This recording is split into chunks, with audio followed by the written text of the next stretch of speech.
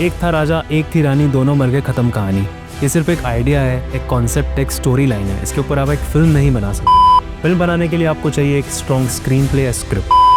Hello everyone, मेरा नाम है गौरव प्रभाकर और मैं 2016 से as an independent film maker काम कर रहा हूँ। मैंने 9 सालों में कई सारी award winning short films, music videos, documentaries, art films and corporate videos बनाए।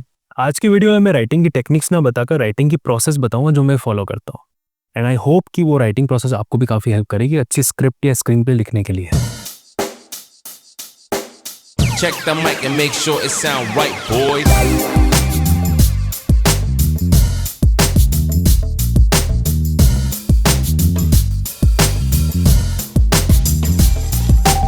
It sound right, boy. चाहे आप एक शॉर्ट फिल्म बना रहे हो, चाहे फीचर फिल्म बना रहे हो, डॉक्यूमेंट्री बना रहे हो, कॉर्पोरेट वीडियो बना रहे हो, एड फिल्म बना रहे हो, म्यूजिक वीडियो बना रहे हो, राइटिंग एक बहुत इसेंशियल पार्ट है। एक था राजा एक थी रानी, दोनों मर गए, खत्म कहानी। ये सिर्फ एक आइडिया है, एक कॉन्सेप्ट, एक स्टोरी लाइन है। इसके ऊपर आप एक फिल्म नहीं बना सकते। फिल्म बनाने के लिए आपको चाहिए एक स्ट्रॉन्ग स्क्रीन प्ले या स्क्रिप्ट। जब भी आपके दिमाग में कोई आइडिया आएगा, आप उसे लिखने नहीं बैठोगे ना, डू नॉट राइट। उस आइडिया को अपने दिमाग में पनपने दीजिए, let it grow. So writing की जो फर्स्ट प्रोसेस है, स्क्रिप्ट राइटिंग की जो फर्स्ट प्रोसेस मैं फॉलो करता हूँ वो है ब्रेनस्टॉर्मिंग। इनिशियली मैं क्या गलती करता था, जब भी मेरे दिमाग में कोई स्टोरी लाइन आती थी तो मैं उसी दिन स्क्रिप्ट लिखने बैठ जाता था। 4 दिन में मेरी स्क्रिप्ट रेडी होती थी, 7वें दिन मैं शूट करने निकल जाता था अपनी कास्टिंग के साथ। ये बहुत बड़ी गलती है। कभी भी आपको स्क्रिप्ट को बहुत जल्दी नहीं लिखना है। जब भी आपके दिमाग में आइडिया आएगा, आप उसे ग्रो होने देंगे अपने दिमाग में। उसको आपको दिन रात सोचना है।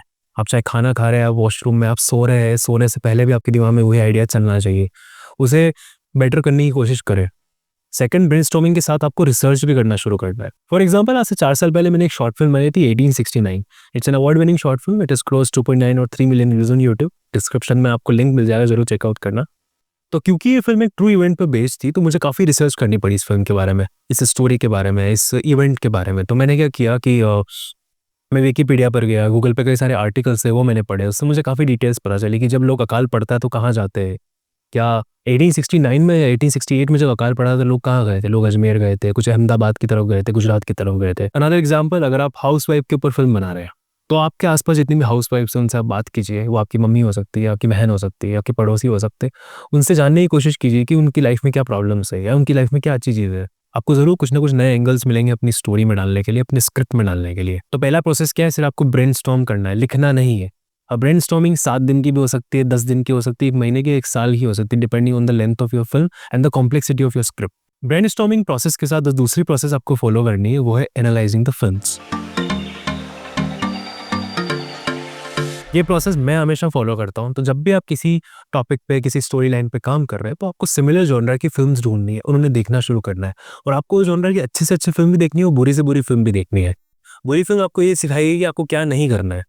तो आप बुरी से बुरी, अच्छी से अच्छी फिल्म देखिए। उनमें देखिए सीन को कैसे स्टैब्लिश किया था, कैसे सीन 1 शुरू होता है, कैसे सीन 2 शुरू होता है, कैसे सीन 1 से सीन 2 के बीच में ट्रांजिशन होता है, कैसे लोग डायलॉग्स बोल रहे हैं, कैसे एक्टर्स का एक प्लेसमेंट उन्होंने फिल्म में किया है। कई बार जब फिल्म देखते हैं तो उनमें डायलॉग्स तो भारी भरकम होते हैं, पर आप उनसे रिलेट नहीं कर पाते क्योंकि वो डायलॉग को बहुत बुरी तरह से लिखा गया है। तो आपको बुरी फिल्म और अच्छी फिल्म देख के ये चीज़ें ग्रैस्प करनी है कि अच्छी चीज़ें मुझे ये करनी है, बुरी चीज़ें मुझे नहीं करनी है। जब आप कैरेक्टर्स भी लिखे, तब भी वो कैरेक्टर्स ऐसे लिखने हैं जिनसे लोग रिलेट कर पाए। फॉर एग्जाम्पल, अगर आप एक सुपर हीरो बेस्ड फिल्म बना रहे हैं तो मैं एक अच्छी फिल्म का एग्जाम्पल देता हूँ। लेट्स से कैप्टन अमेरिका या डार्क नाइट।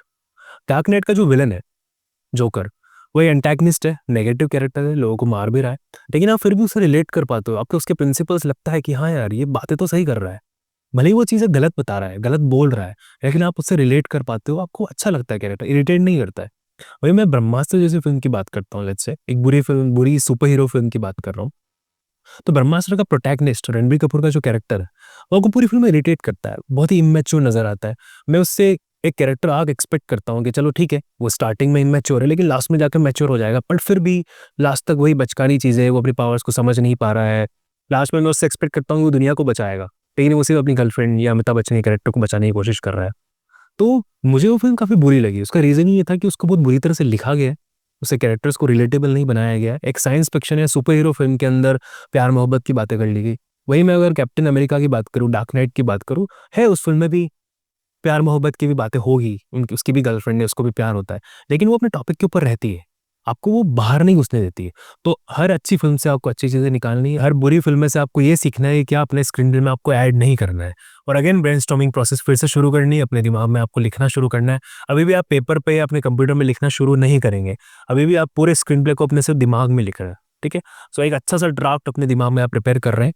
वो प्रिपेयर करने के लिए अगेन आप 7 दिन, 10 दिन, 1 महीना, 1 साल ले सकते हैं depending on the complexity of the story. अब आपने अपनी आइडिया, अपने कॉन्सेप्ट, अपने स्टोरी लाइन को ब्रेनस्टॉर्म करना शुरू कर दिया है। आपने अच्छी फ़िल्में एनालाइज़ भी कर ली है, उनसे इंस्पिरेशन भी ले ली है। अब थर्ड प्रोसेस जो है वो है फ़ोन अ फ्रेंड। तो जब भी आपको लगे कि आपने एक स्टोरी लाइन या एक ड्राफ्ट अपने दिमाग में प्रिपेयर कर लिया है, आपको क्या करना है, अपने किसी भी क्लोज़ फ्रेंड को या फेलो फ़िल्म मेकर को या मे बी कोई ऐसा पर्सन जो सिनेमा लवर है या मे बी ऐसा पर्सन जिसका फ़िल्म मेकिंग या फ़िल्म से कोई ताल्लुक ही ना हो या वो फ़िल्म को सिर्फ इसलिए देखता हो कि उसे एंटरटेनमेंट चाहिए। आप उन्हें कॉल करें या इन पर्सन मिलें, उन्हें पूरी स्टोरी लाइन सुनाइए। ट्रस्ट में दिस प्रोसेस ऑलवेज वर्क्स। जब भी आप उनको कोई स्टोरी सुना रहे होते हैं तो जितने भी स्क्रिप्ट के अंदर या स्टोरी के अंदर वीक पॉइंट्स होते हैं या लूप होल्स होते हैं वो आपको समझ में आता है। तो जब भी जहाँ भी लगे कि आपको ये स्क्रीन प्ले यहाँ पे वीक हो रहा है, उस पर आपको फिर से काम करना है, फिर से उसके बारे में ब्रेनस्टॉर्मिंग करना शुरू करना है या आप इंस्पिरेशन के लिए दूसरी फिल्म्स देखिए और अपनी स्टोरी को या अपने अपने ड्राफ्ट को अपने दिमाग में और अच्छा बनाइए। तो अब आपने अपने फ्रेंड से फीडबैक ले लिया है, आपने खुद भी फिगर आउट कर लिया कि आपकी स्क्रीन प्ले में कहाँ कमी है, कहाँ लूप होल्स है, कहाँ वीक पॉइंट्स है, उन पे काम करना है। बट अगेन आप अपने पेपर पे या किसी कंप्यूटर में लिखना शुरू नहीं करेंगे, आपका स्क्रीन प्ले अभी भी आपको दिमाग में ही प्रिपेयर करना है। तो अपनी ब्रेनस्टॉर्मिंग प्रोसेस जो है उसको कंटिन्यू करना है और अपने दिमाग में ही स्क्रिप्ट को बेटर बनाना है। और जब आपको लगे कि आपका एक बहुत ही अच्छा स्क्रीन प्ले दिमाग में प्रिपेयर हो चुका है तो आपको नेक्स्ट प्रोसेस फॉलो करना है, वो है मेकिंग अ सर्कल। तो इस प्रोसेस में आपको क्या करना है, एक रफ पेपर लेना है या एक board, white board, black board लेना है, दीवार पे लगाना है या रफ पेपर को लेना है, उसके ऊपर सर्कल्स बनाना शुरू करना है। इन सर्कल्स के अंदर आपको सीन्स लिखने हैं अपनी फिल्म के। फॉर एग्जाम्पल जैसे मैंने एग्जाम्पल दिया था, एक था राजा एक थी रानी, दोनों मर के खत्म कहानी। अब मैंने जो दिमाग में ब्रेनस्टॉर्म करके सोचा है, पहला सीन मैंने ये सोचा है कि मैं एक राजा का, एक यंग किंग का एक अचीवमेंट बताऊंगा। तो हमारा जो किंग है उसको मैं प्रोटैगनिस्ट बोलूंगा, या चलो किंग बोल देता है, किंग जो मेरा प्रोटैगनिस्ट है। तो मान लीजिए, इमेजिन कीजिए एक सीन है जिसके अंदर एक बैटल सीक्वेंस चल रहा है, ओके, और कोई दूसरी कंट्री हो गई, दूसरा स्टेट होगा, उसके साथ किंग हमारा युद्ध कर रहा है, ओके। सो अब क्या होता है कि एनिमी जो है वो इसके ऊपर अटैक कर रहा है, ठीक है ना, मेरा फर्स्ट सीन ये है। अब क्योंकि एनिमी इसके ऊपर अटैक कर रहा होता है तो हमारे किंग को फ्लैशबैक्स आते हैं बचपन के, जहाँ पे उसे उसके टीचर ने ट्रेन किया होगा। तो मैं क्या कर रहा हूँ, एक और सर्कल बना रहा हूँ। It's don't mind my writing, it's not really good. So मैंने जो सेकंड सीन सोचा है मूवी का वो है चाइल्डहुड ट्रेनिंग, जिसके अंदर वो किंग जो है अभी काफ़ी यंग है, मान लीजिए 10-12 साल का है, उसकी ट्रेनिंग चल रही है, उसका टीचर उसे सिखा रहा है। कट तो हमारी मूवी जाती है फिर से सीन 1 पे, इसको मैं सीन 1 मान रहा हूँ, ठीक है। अब सीन 1 पे जाती है फिर से, किंग जो होता है वो क्या करता है, अपने एनिमी को मार देता है, ठीक है। उसके बाद मैंने नया सीन सोचा है कि अब जो है सेलिब्रेशन होगा। अब यहाँ पे डांस नहीं रख रहा हूँ मैं संजय लीला भंसाली नहीं हूँ यहाँ पर, जो हमारा प्रोटैगनिस्ट है वो डांस नहीं कर रहा है, ओके। तो सेलिब्रेशन किसी भी तरह का हो सकता है कि वो कहीं बैठ के खाना खा रहे हैं, उन्होंने मान लीजिए जंगल में से किसी जानवर को मारा है और उनकी अच्छी सी दावत चल रही है, कुछ भी हो सकता है, मैं उसके बारे में और सोचूंगा अब। लेकिन मैंने अभी तक जो स्टोरी सोची वो ये सोची कि पहले किंग जो होता है उसके एनिमी से फाइट होती है, फिर फाइट के सीक्वेंस में ही उसे अपने बचपन की ट्रेनिंग याद आती है। कट तो हमारी मूवी फिर से जाती है सीन 1 के अंदर और हमारा किंग जो होता है वो अपनी पूरी एनर्जी, अपनी पावर के साथ एनिमी को मार देता है, सेलिब्रेशन। फिर मैंने सोचा है कि एक जंगल का सीक्वेंस आएगा जिसके अंदर किंग मीट्स क्वीन। अब मुझे ये सोचना है कि मैं इन राजा और रानी को, किंग और क्वीन को कैसे मिलवाने वाला हूँ। अब उसके लिए मेरे दिमाग में काफ़ी सारे आइडियाज़ आए क्योंकि काफ़ी टाइम से मैं ब्रेनस्टॉर्मिंग कर रहा था, ठीक है। हम उसको फाइनलाइज करेंगे बाद में कि वो कैसे मिलता है। अभी मैं हाउ को क्वेश्चन मार्क कर रहा हूँ क्योंकि मुझे इस पर काम करने की ज़रूरत है, ठीक है ना। मैं इसको पॉइंट आउट भी कर सकता हूँ कि मुझे इस पर काम करने की ज़रूरत है अभी, ओके। नेक्स्ट सीन मैंने सोचा है विलन की एंट्री। ये हमारा मेन विलन है ना, जो स्टार्टिंग में था वो एक कोई एनिमी था, ये हमारा मेन विलन है, उसकी एंट्री, उस पर भी मुझे काम करने की ज़रूरत है। कैसे, उसमें मैं काफ़ी मेहनत करूँगा क्योंकि मेरी मूवी का काफ़ी इंपॉर्टेंट सीन हो सकता है, ठीक है। उसके बाद कुछ और सीन्स आएंगे, फिर कुछ और सीन्स आएंगे, कुछ और सीन्स आएंगे और हमारी मूवी खत्म हो जाएगी, डेथ। सो आपको समझ में आया कैसे हम लोग सर्कल्स बना सकते हैं। मैंने बहुत छोटी कहानी लिखी है यहाँ पे आपको समझाने के लिए, वरना जब मैं जनरली में जब काम करता हूँ मेरे पास कम से कम 30 to 40 सर्कल्स हो जाते हैं क्योंकि हर चीज़ के अंदर मैंने कुछ ना कुछ लिखा होता है कि अब ये होगा, अब ये होगा, अब ये होगा। अब ये करने से फ़ायदा क्या होता है, जब भी आप सर्कल्स बनाते हैं तो आपने दिमाग में अब तक जो भी सीन सोचे आपने, क्योंकि ब्रेनस्टॉर्मिंग किया था इतने टाइम से आप सोच रहे थे सिर्फ स्टोरी को, तो सब कुछ अब आपकी आंखों के सामने है। अब इन केस मुझे ये लगे कि नहीं यार, मुझे सीन 3 जो है वो मुझे इतना अच्छा नहीं लग रहा है, या मेरा सीन 4 मुझे इतना अच्छा नहीं लग रहा है, मैं इसको सीन 4 बोल रहा हूँ यहाँ पर, ठीक है ना, मेरा सीन 4 इतना अच्छा नहीं है, तो मैं क्या कर सकता हूँ, मुझे पसंद नहीं आया मैं उसको हटा दूंगा, मैं इसकी जगह कुछ और सीन लिखूंगा। तो यहाँ पर मैंने क्या किया, इसको हटा के मैं कुछ और सीन लिख सकता हूँ यहाँ पे, थोड़ा और ब्रेनस्टॉर्मिंग करेंगे, थोड़ा और कुछ सोचेंगे, एक बेटर सीन यहाँ पे आ सकता है। हो सकता है कि मैं चाहता हूँ कि नहीं यार, मेरा जो 6th सीन है, ओके, जो ये एंट्री है विलेन की, वो आप चाह रहे कि नहीं अभी बहुत जल्दी मैंने एंट्री करवा दी, मैं उसको बाद में करवाऊंगा, तो कोई बात नहीं, मैं जो सीन को है मैं यहाँ पे लिख दूंगा। अब मैं 8th सर्कल में इसको जाके अपना लिख दूंगा सीन को, क्योंकि मुझे वो सीन वहाँ अच्छा नहीं लग रहा था। अब ये मैं क्यों कर पा रहा हूँ, क्योंकि सब कुछ मेरी आंखों के सामने है, एक पूरा सा सर्कल, एक पूरा सा प्लॉट जो है मूवी का वो मेरी आंखों के सामने है। अब मैं जितना चाहे इसमें चेंज करूँ, जितना मर्जी चाहे मैं इसको इम्प्रोवाइज करूँ, तो जब भी मेरी कहानी मेरे दिमाग में प्रिपेयर हो चुकी होती है, तब मैं क्या करता हूँ, मैं ऐसे सर्कल बनाता हूँ और अपने टेबल के सामने ही रखता हूँ इसको, जहाँ पे मैं बैठ के लिखता हूँ। जो मेरी स्क्रिप्ट है, जो मेरा स्क्रीन प्ले है, जो मेरा प्लॉट है, वो मेरी आंखों के सामने होता है, तो जब मैं उसको रोज देख रहा हूँ तो मैं उसमें काफ़ी सारे चेंजेस कर सकता हूँ। तो इट्स वेरी ईजी। तो अभी आप एक सर्कल्स बना के अपना पूरा प्लॉट प्रिपेयर कर चुके हो। अब आपको आपका फेवरेट प्रोसेस शुरू करना है, वो है राइटिंग प्रोसेस। स्क्रिप्ट राइटिंग के लिए मैं आपको 2 सॉफ्टवेयर रिकमेंड करूंगा। The first one is Final Draft, which is often used by most industry people. It's a paid software. The second one is Scenarist, जिसमें आपको फ्री में iOS और Windows के लिए वर्जन मिल जाएगा, और काफ़ी सिमिलर फाइनल ड्राफ्ट के फीचर्स भी मिल जाएंगे, तो आप यूज़ कर सकते हैं।